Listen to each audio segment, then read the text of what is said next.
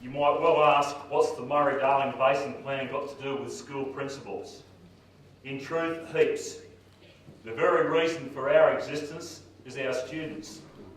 These are the group of people that will be most affected by whatever the decision is about the Basin Plan.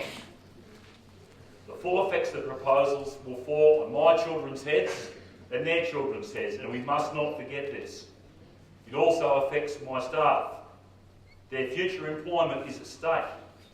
The value of the homes that they purchase in these communities is at stake. It also affects our school communities. Uncertainty has taken its toll already, as Judy indicated. The young people that I work with on a daily basis are not oblivious to the pressures their mums and dads are under, and there is no question that it is constantly affecting them. This is my second stint at Finley High School. Back in 1990, when I was first appointed there as a head teacher, the student population was 720. The current enrolment is 450, a decline of close to 40%. In the Deniliquin area of schools known as South West Riverina, this enrolment decline is similar across all schools. In fact, apart from Albury and Wagga, this is the pattern across the whole of the Riverina. What has this meant for schools? Less students means we can give our students less options in terms of curriculum choices. Recruiting staff is more challenging because there's a great uncertainty about employment. The pool of quality students in each year group continues to get smaller, and so that has an effect on the quality of education. We have many schools that are now so critically small they are in danger of closing, or they are not able to deliver the same quality of education they would like to. This is not some throwaway emotive line, this is the cold, honest truth. The greatest concern for my students is their life after school. Increasingly, they know that local jobs are hard to come by. Increasingly, young people constantly hear about things like skills shortages. But as an example, try and find a building apprenticeship easily in this part of the world. It just doesn't exist.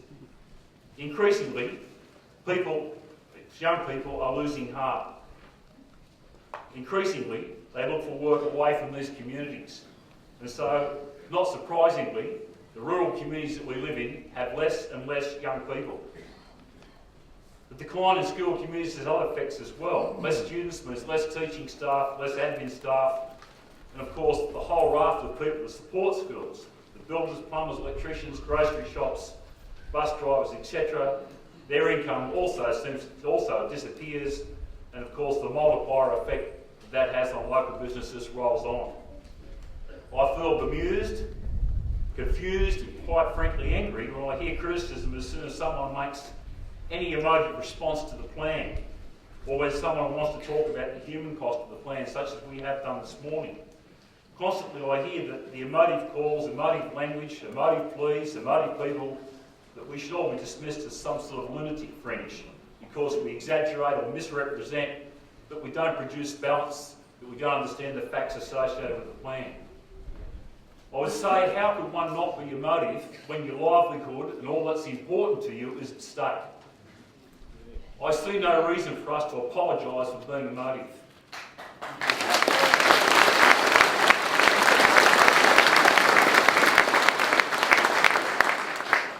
But this does not mean that we do not understand, that we cannot be rational, and cannot talk about a whole raft of issues. Few of us would deny that the Murray Darling Basin has a complexity of issues that need to be addressed. And finding an irrigator who would not applaud the concept of a sustainable Murray Darling river system. Many of my students have real mums and real dads who are farmers. These are the very same people who produce the quality wine, the quality rice, the quality rock melons, the quality potatoes, the quality grains that are in such demand in our supermarkets. The vast majority of these people are not environmental vandals. They are in many cases hard-working, highly skilled operators who have a vested interest in protecting and preserving their land, and they do so. Why would they not want a sustainable future for their sons and daughters? These people are happy to discuss changes in water policy that will lead to a sustainable future. They would love to see real investment in the infrastructures that would save enormous quantities of water that can contribute to environmental flows.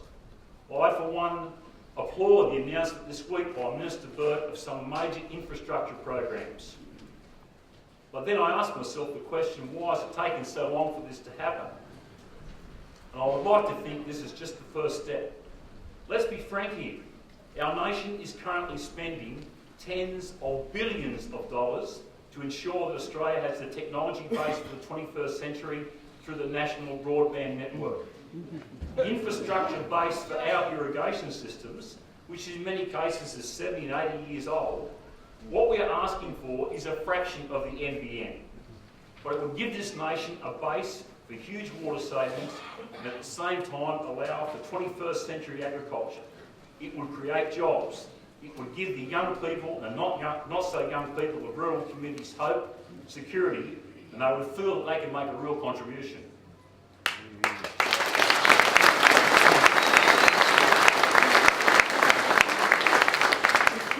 Without a commitment to long-term sustainable development in rural Australia, our future is potentially very grim. My staff, my students and my community are full of some of the best people. These are the very same people who endure higher fuel prices, higher food costs, poorer medical facilities and poorer educational outcomes than any other part of this country.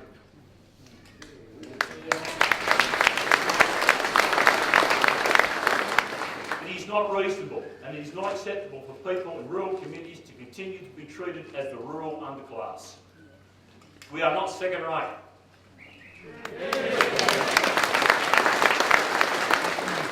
We have some of the best brains, the best thinkers, the most creative talents and the best students. I cannot continue to accept that my students and the students of my colleagues at other basin schools should have a quality of life that is less than any student in Sydney or Canberra.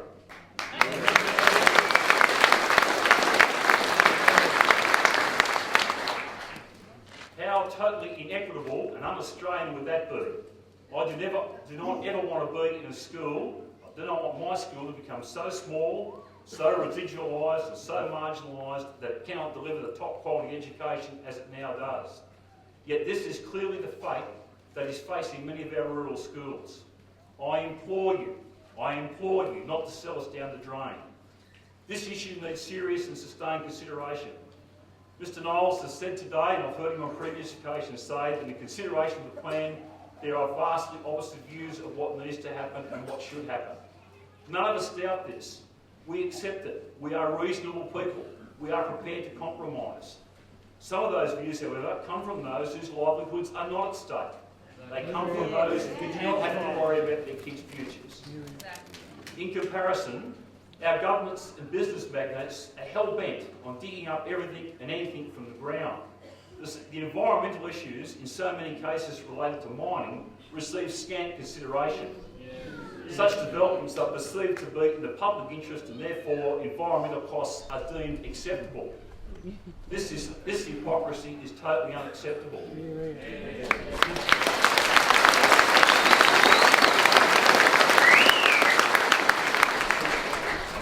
In truth, rural people do not accept that they are being treated with respect. Their opinions, though considered, are often derided as second-rate compared to the powerful, politically powerful and well-connected urban counterparts. And rarely, if ever, are rural communities given the chance to be a long-term solution to the problem. In my 34 years in the Riverina, I have seen the slow but continual decline in communities to the point where we have people saying, are communities under 15,000 worth saving? Is it a waste of government money to keep them afloat? All of this is happening at a time, of course, when we've got urban congestion, rising urban social violence, transport gridlocks, a lack of affordable urban housing, and the need to feed a rapidly rising population in our country and the rest of the world.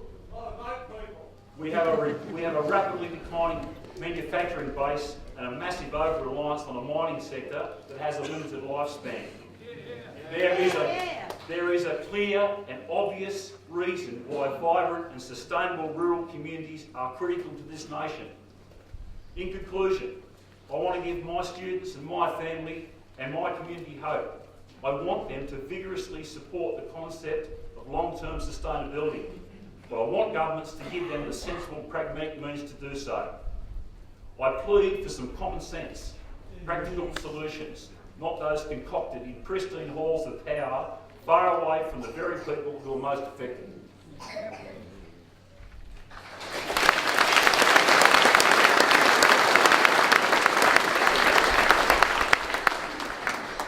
I urge that we include regional people way beyond flying one-day visits.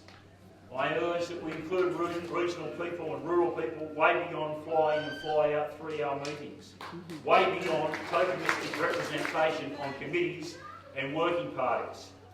Please engage with the people here. Please negotiate with the people here. Properly, sincerely and seriously engage with them.